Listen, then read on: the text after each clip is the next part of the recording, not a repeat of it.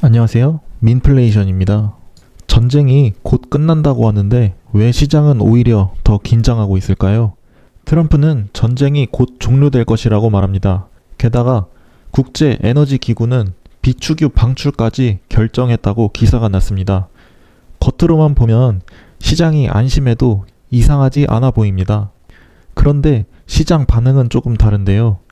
미국 증시는 약세였고 달러는 강해졌고 미국 10년물 금리는 다시 올랐습니다.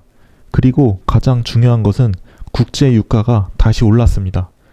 여기서 핵심 질문은 전쟁이 끝난다는 말이 나오는데 왜 자꾸 유가는 오르고 금리는 또 내려가지 못하고 시장은 왜 자꾸 불안해하는 모습일까요? 오늘 영상에서는 이 내용에 대해서 한번 알아보겠습니다. 오늘의 핵심은 지금 시장은 전쟁 자체보다 전쟁이 남길 유가와 물가의 2차 충격을 더 무서워하고 있습니다. 먼저 현재 상황을 짧게 정리해보면 미국 쪽 메시지는 겉으로 보면 낙관적입니다.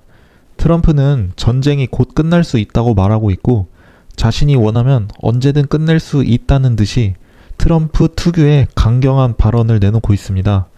그리고 국제에너지기구도 사상 최대 규모 수준의 비축유 방출을 결정했습니다. 그런데 반대편 메시지는 완전히 다릅니다. 이란은 항전을 이어가겠다고 하고 있고 호르무즈 해협에서 선박 공격도 있었다는 기사가 나오고 있습니다. 유가 120달러 가능성 같은 강한 경고도 나오고 있습니다.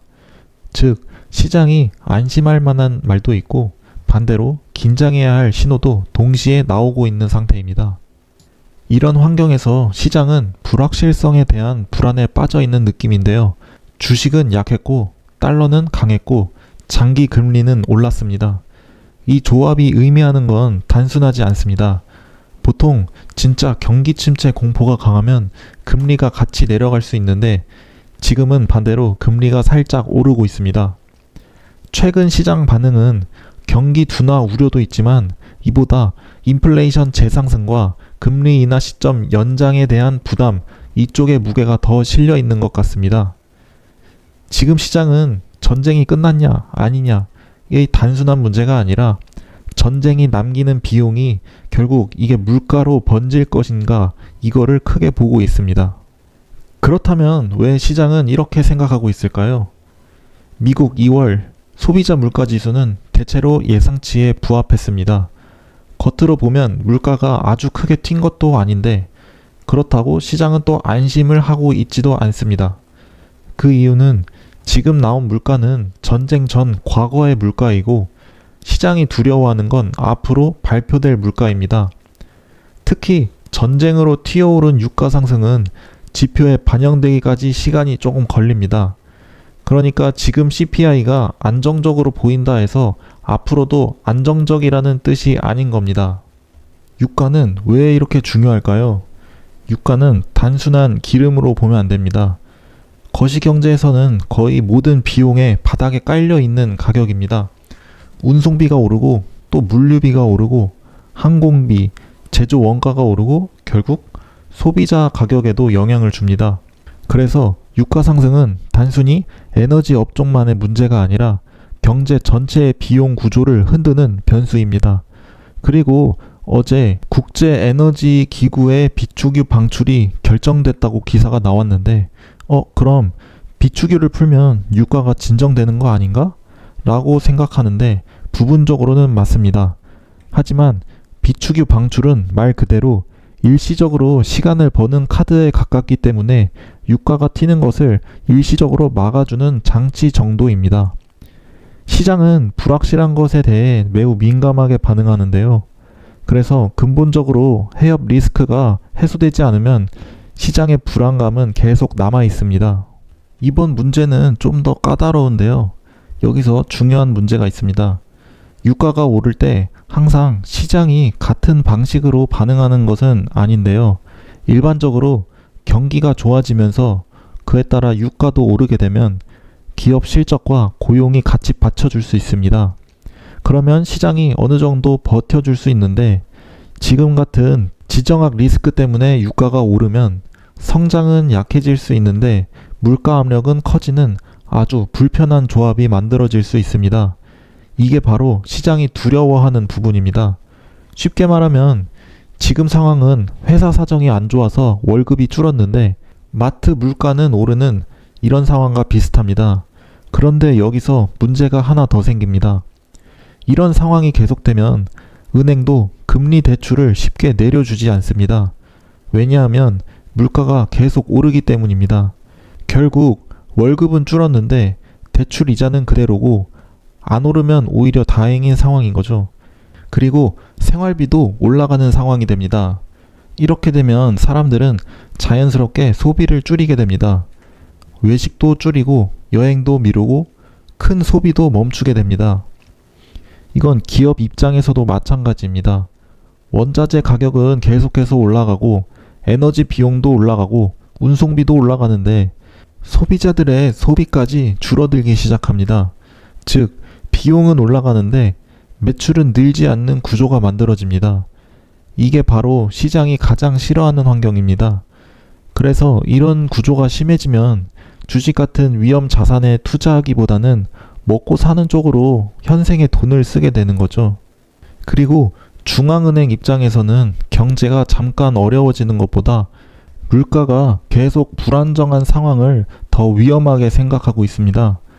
물가가 높은 상태에 있는 것보다 물가가 불안정한 게 더 위험하다는 말인데요. 다음 달에도 물건 가격이 그대로면 다음 달에 사도 되지만 오를 거라는 불안은 다음에 사야지 또는 미리 사놓고 아껴야지가 됩니다. 다음 달 얼마나 더 오를지 모른다면 소비와 경제 활동은 더 줄어들게 됩니다. 그래서 시장 불안정을 해소시켜 물가를 먼저 안정시키고 난 뒤 물가를 끄집어 내리는 것이 중요합니다. 그래서 역사적으로도 결국 물가를 먼저 잡는 정책이 선택되는 경우가 많았고, 그래서 트럼프가 해협 봉쇄를 한다면 가만 안 놔둔다라고 언장을 놓고 비축유를 방출하면서까지 물가를 잡으려고 하는 것 같습니다. 그리고 금리는 왜 계속 또 오르는 걸까요? 많은 분들이 전쟁이 나면 안전자산 선호로 채권의 수요가 오르고 금리가 내려갈 거라고 생각합니다. 그런데 지금은 미국 10년물 금리가 올랐습니다. 이것은 무슨 뜻일까요? 시장이 지금 보는 건 전쟁 때문에 무조건 경기 침체가 올 것이다, 이 뜻이 아니라 전쟁 때문에 물가가 다시 튈 수 있다는 쪽입니다. 장기 금리는 연준이나 중앙은행이 정하는 게 아니라 앞으로의 성장과 물가 기대를 같이 반영되어 정해지는 것인데, 현재는 물가 쪽이 조금 더 부담스럽게 보여 금리가 올라간 모습입니다. 특히 연준 입장에서는 매우 곤란한 상황이 됩니다.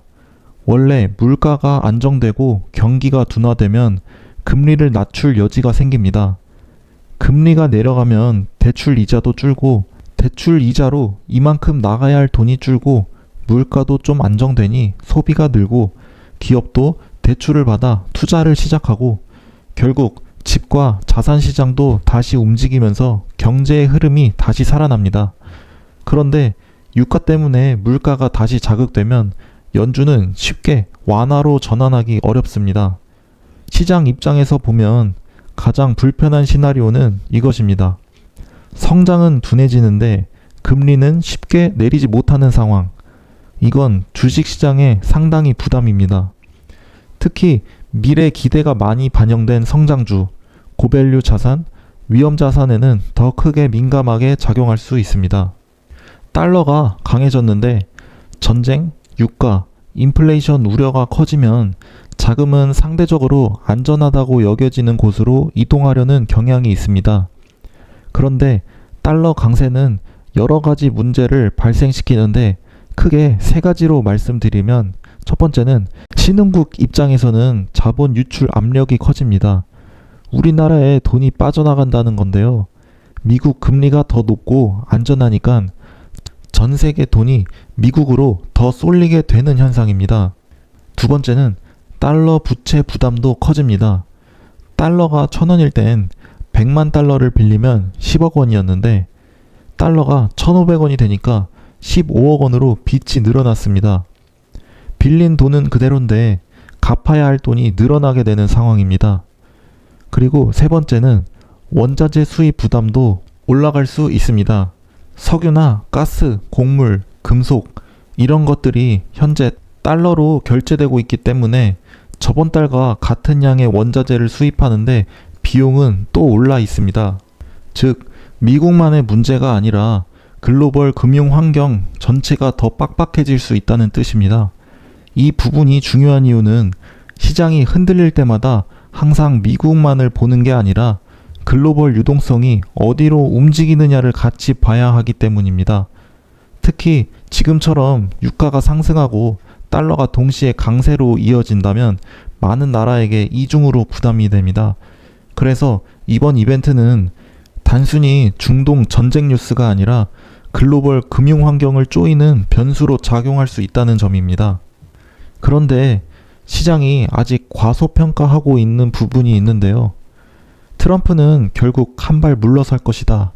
타코, 트럼프 always chickens out. 앞에서는 항상 큰 소리를 치지만 결국 상황이 다가오면 물러난다는 말인데, 전쟁은 생각보다 빨리 마무리될 수 있다. 이런 기대를 갖고 있는 것처럼 보입니다. 문제는 상대방도 있다는 점입니다. 이란 입장에서 보면 단순히 빨리 물러나는 것이 체제 유지나 대외 체면에서 유리하지 않을 수 있습니다. 혹은 트럼프가 원하는 방향대로 가고 싶지 않을 것 같습니다. 미국은 3월 말에 방중하여 시진핑과 정상회담이 계획되어 있어서 정상회담 전에 미 국무장관과 상무장관이 먼저 방문해서 의견 조율을 어느 정도 해야 되는데 아직 준비조차 안 되어 있는 모습입니다. 피해도 피해지만 전쟁이 길어질수록 미국도 좋지 않고 이란도 좋지 않습니다. 트럼프는 전쟁은 곧 끝날 것이라고 하자 이란은 휴전은 원치 않는다 라고 받아치고 있는데, 시장은 정치적 발언과 현실 리스크 사이에서 흔들리고 있습니다. 쉽게 말하면 시장은 전쟁이 빨리 끝날 것이라는 정치적 발언을 믿고 있지만 실제 구조적으로는 그렇게 쉽게 끝나기 어려울 수 있다는 점을 과소평가하고 있습니다. 이어서 상승 시나리오가 나오려면 여러 가지 조건이 필요합니다. 첫 번째, 공급 안정이 필요한데요. 호르무즈 해협 리스크가 실제로 공급 차질로 크게 번지지 않아야 됩니다. 둘째로, 유가가 안정이 돼야 되는데요. 비축유 방출한 것과 산유국 증산 기대가 유가를 진정시켜야 됩니다. 세 번째로는 물가가 안정이 돼야 되는데요. 앞으로 나올 CPI나 기대 인플레이션이 다시 안정되는 흐름을 보여줘야 합니다. CPI의 이번 달 수치보다 전쟁 이후 반영된 CPI를 봐야 합니다. 2월은 반영이 안 됐을 것이고 3월, 4월, 5월 이때까지 CPI의 동향을 살펴봐야 됩니다. 네 번째로 10년물 장기금리가 더 가파르게 오르지 않아야 됩니다. 장기금리가 계속 오른다면 시장이 인플레이션과 재정이나 정책 불확실성을 더 크게 보기 시작했다는 뜻입니다. 이 조건들은 시장이 전쟁 뉴스는 컸지만 경제 충격은 제한적이었다 라고 해석되면서 주식시장이 다시 안도 랠리를 시도할 수 있고, 특히 너무 과도하게 눌렸던 위험 자산들이 반등할 가능성도 있어 보입니다. 하지만 여기서도 핵심은 전쟁 종료라는 말 자체가 아니라 유가와 금리가 실제로 안정되는지를 보는 겁니다. 반대로 하락 시나리오가 나오려면 유가가 높은 수준에서 오래 머물거나 더 오를 때 강해집니다. 호르무즈 관련 불안으로 유가가 높아지던가 혹은 높은 상태에서 유지되면 기대 인플레이션이 자극되고 장기 금리가 더 오르면 시장은 더 불편해질 수 있습니다. 이 경우 가장 부담스러운 구조는 경기 둔화 우려가 되고 물가가 재자극되고 금리 인하가 지연된다고 할 때 이 전쟁이 금융 조건을 다시 긴축적으로 만들 수 있다는 점이 더 중요합니다. 마지막으로 오늘 내용을 한 문장으로 정리하면 이렇습니다.